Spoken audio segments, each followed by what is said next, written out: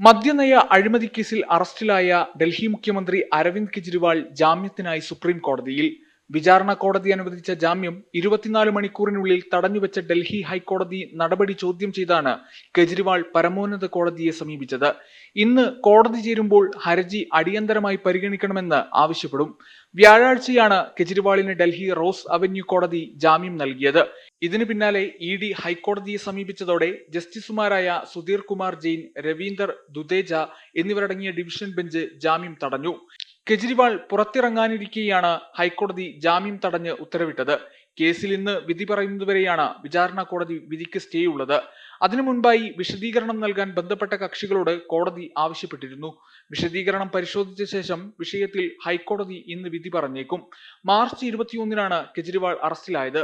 ലോക്സഭാ തെരഞ്ഞെടുപ്പ് പ്രചാരണത്തിൽ പങ്കെടുക്കാനായി ജാമ്യം നൽകിയിരുന്നുവെങ്കിലും ഈ മാസം 2-ന് ജാമ്യ കാലാവധി കഴിഞ്ഞ് അദ്ദേഹം തിഹാർ ജയിലിൽ മടങ്ങിയെത്തി. അതേസമയം ജുഡീഷ്യൽ കസ്റ്റഡിയിൽ കഴിയുന്ന കെജ്രിവാളിന്റെ ആരോഗ്യനിലയിൽ AAP ആശങ്ക പ്രകടിപ്പിച്ചു.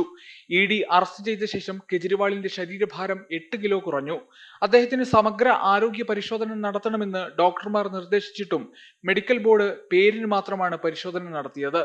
തുടർച്ചയായി ശരീരഭാരം കുറയുന്നതിനുള്ള കാരണം കണ്ടെത്താൻ വിദഗ്ധ പരിശോധന ആവശ്യമാണ്. എന്നിട്ടും എയിംസ് മെഡിക്കൽ ബോർഡ് ഇതുവരെ രക്തവുമായി ബന്ധപ്പെട്ട അടിസ്ഥാന പരിശോധനകൾ മാത്രമാണ് നടത്തിയതെന്നും പാർട്ടി ആരോപിച്ചു. ന്യൂസ് ഡെസ്ക് സുപ്രഭാതം.